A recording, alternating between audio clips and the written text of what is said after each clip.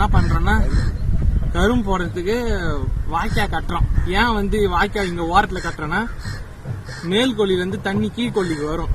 அதை தடுக்கிறதுக்காக ஓரத்திலேயே வாய்க்கா போட்டுக்கலாம் அப்படின்னு சொல்லிட்டு அவங்க ஆல்ரெடி பூஞ்செடி வச்சிருக்காங்க. அவங்களும் ஆல்ரெடி மண் அனுப்பிச்சிருக்காங்க தண்ணி வராம இருக்கிறதுக்கு.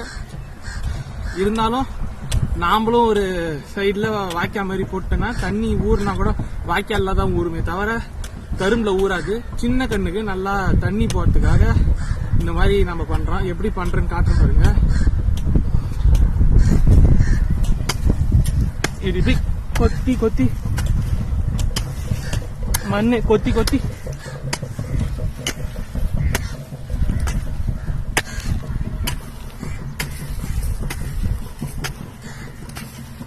கொத்தி கொத்தி எடுக்கணும்.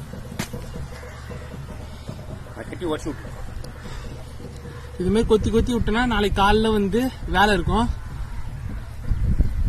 இது வந்து ஓரமா இருக்கிறதுனால அமுத்திக்கின்னு இருக்குது. அதனால நாம வந்து இத கொஞ்சம் கொஞ்சமா கொத்தி கொத்தி எடுத்துட்டோம்னா நாளைக்கு காலைல வந்தா வேலை சீக்கிரம் நடக்கும். அதனாலதான் இதை பண்றோம். நன்றி மக்களே.